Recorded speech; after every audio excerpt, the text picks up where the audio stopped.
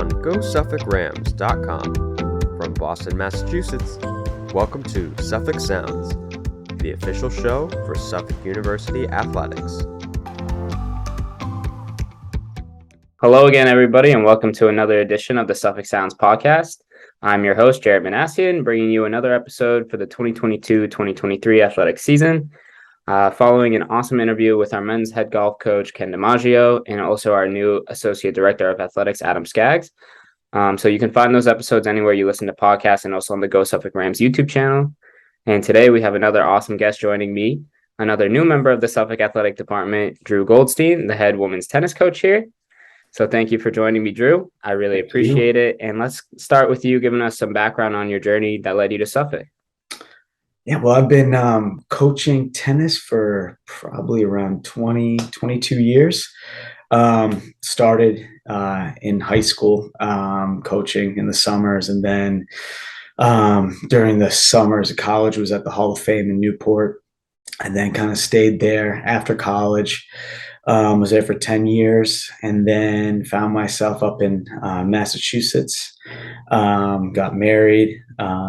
Been at Natick Longfellow for 9 years now. And saw the opportunity to get into college coaching at Suffolk, and I took it. Nice. Yeah, so it sounds like you're the right person for the job with a lot of coaching and tennis experience.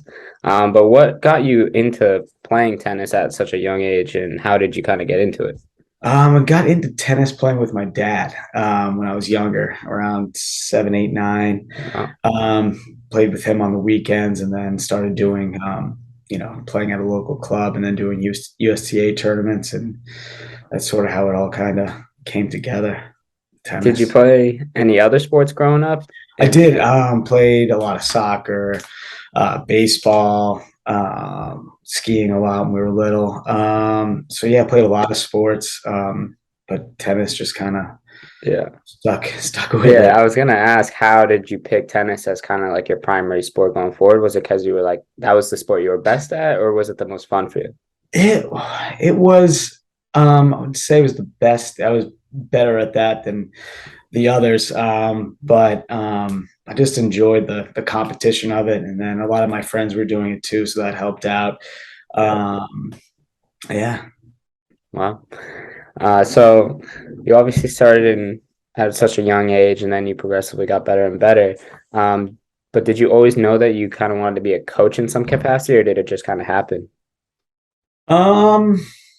It kind of just happened, but I always looked up to my coaches growing up as a junior, and kind of wanted to be that kind of mentor for kids I was coaching. So that sort of kind of stuck with me. And then, I was a much better coach than I was a player, so that made the transition to coaching a lot better. So that's sort of how it all came together. And so right now you're also a coach with the U.S. Tennis Association still? Yeah, so for my full-time job, I'm still a full-time tennis coach. Do a lot of adults during the day, and then mostly juniors in the afternoon. But during the season, kind of taking a step back from the juniors and concentrating on the women's team. So it's a nice change of pace. Yeah. Is it a lot different going from coaching adults to coaching younger adults or teenagers? Yeah, the adults are. Some of the teams are the adult teams are a little more difficult than others, but teenagers and young adults are much easier, much more susceptible to coaching than when they get older. So it's really nice. Nice. And so what are some of the biggest differences coaching at the college level now compared to being a junior team coach or a tennis pro? I think for me, as of right now, it's just still making sure all the paperwork's in line, getting all the physicals, all their, the sickle cell tests, all that stuff done out of the way.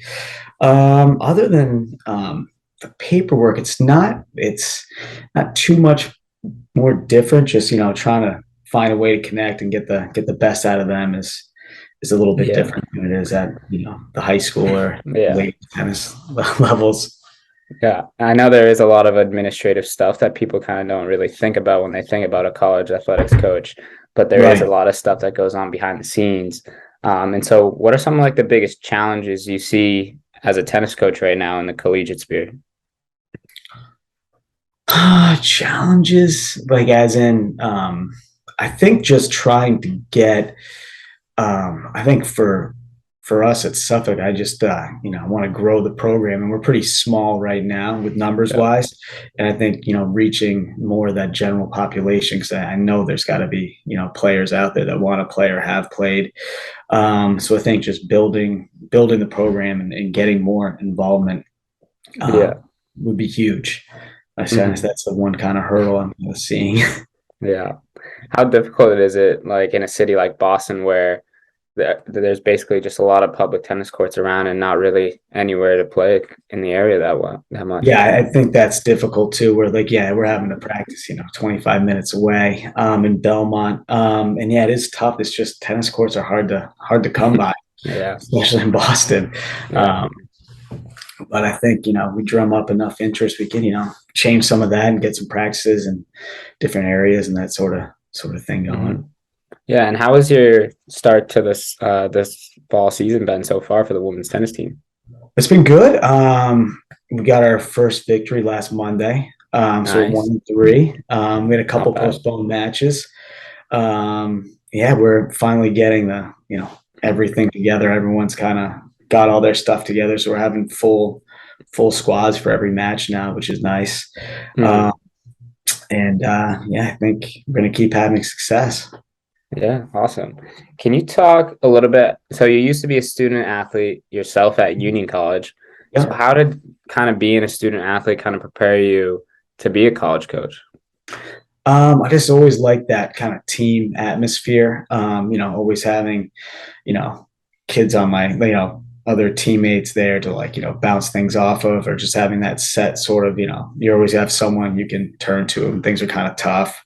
It's also nice, like, having, a coach that you can go to as well as like teachers. So you can, you've got someone else in your corner when things aren't going quite as planned. So I think that really, helped me to prepare to being a college coach, just like in that atmosphere and that team sort of camaraderie.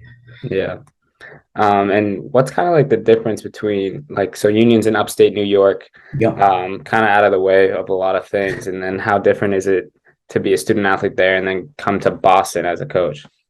Yeah, it's definitely different where you have like everything at Union's kind of in this one cohesive campus, like a 1 mile by 1 mile square. Yeah.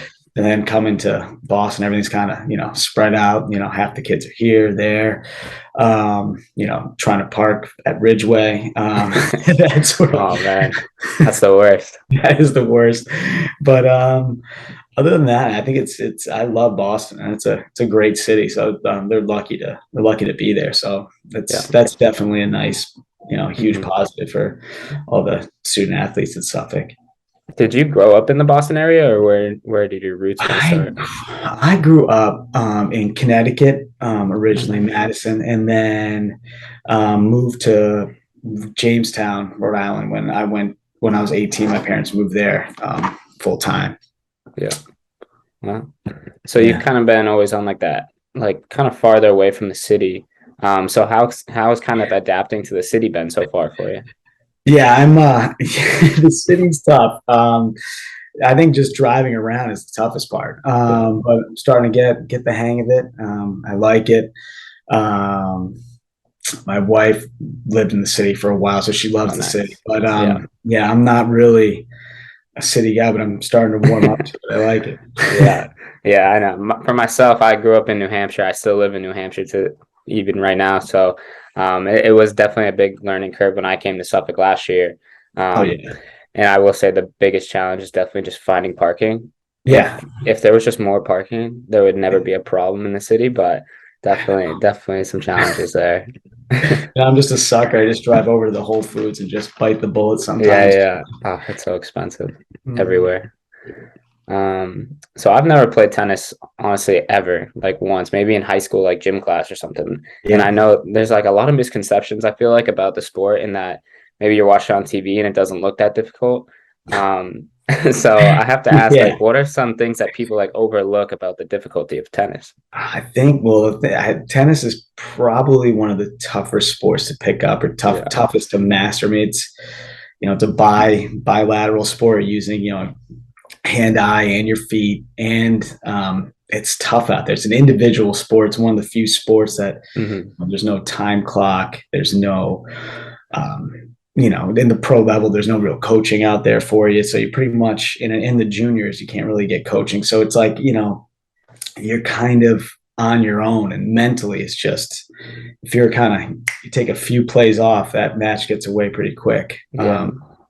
So yeah, it's a hard sport, but it's a nice one to learn that you can play your whole life. Yeah. And you mentioned how it is really individual. Yeah. And as a coach, you're coaching a bunch of different people that probably have different play styles. So, like, what's the challenge, like, trying to coach to each person's skill set? Yeah, that is one of the hardest parts. Is Yeah. it is a team, but each match is around 9 individual matches going on at the same time. So you just have to kind of learn what makes that player tick, or what's going to keep them positive, not get down. And that's always the difficult part. But I like that challenge, and the women have been kind of really good about it, and Hmm. they've done well. So Yeah. it's good. And you grew up playing tennis, so you obviously probably had a role model. Who were kind of the people you looked up to in the tennis world growing up? Um, really, I think as a player I really loved, well, growing up, I loved Agassi. He was my Mm. he was my player Yeah. growing up, and that's when tennis was at its golden age for Yeah. the U.S. with Sampras and all those guys. But definitely like my coaches, like I had one guy, Stu Lair, great guy, Billy Pravidi, a bunch of these guys from Guilford Racket Club. And then Bill Rumpf for the Hall of Fame. So a bunch of the coaches or people I've worked with have really been the people I've looked up to, kind of Hmm. winning tennis. And you mentioned a racket club. Is that kind of similar to like a country club for golf, but for tennis? Yeah, but it's not so much a country. Like the racket clubs here, they're not like this big. Country club's a little different than a racket club, where like Hmm.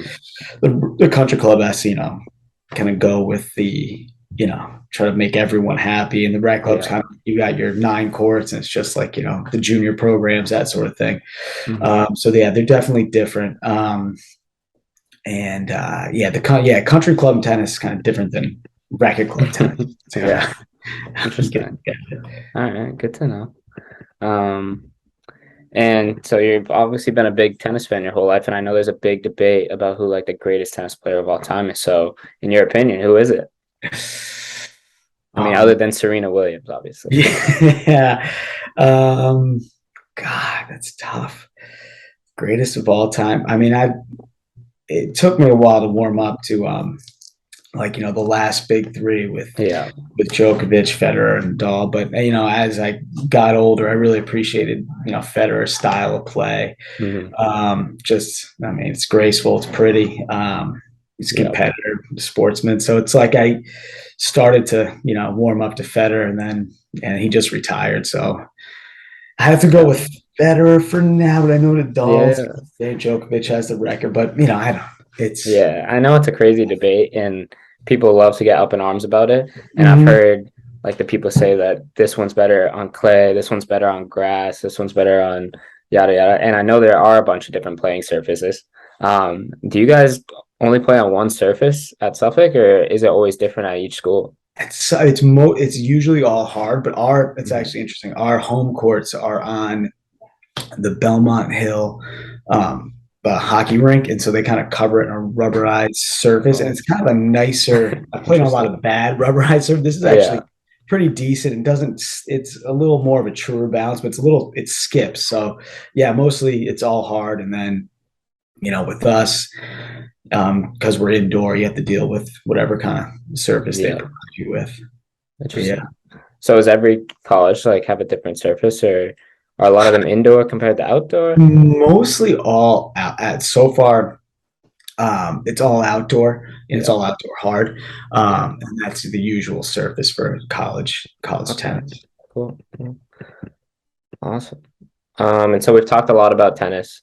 But outside of tennis and coaching, like, do you have any other hobbies or interests? Just got a big family, so like hanging out with we have a Nice. lot of sports on the weekend for the kids. Yeah, wholesome. Yeah. So that's pretty much occupying all our time. And we like to go, in the winter go on ski trips. God, Nice. just hanging out pretty much. It's all, all I have time for now. Yeah. Yep, I can imagine. The college life is time consuming, especially as a coach, and then you all have your full-time job as well. So I assume you're a very busy guy. Yeah, it's been a Yeah. busy fall. Yeah, I can imagine.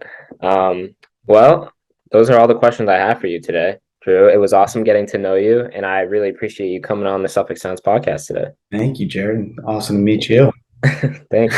Well, I'm really looking forward to see how the team does going forward the rest of the season, as well as the program you build here in the long run. And everyone can stay up to date on all things Suffolk women's tennis on GoSuffolkRams.com. Thanks, Jared. This has been Suffolk Sounds. Don't forget to subscribe, like, rate, and review however you listen to your podcast.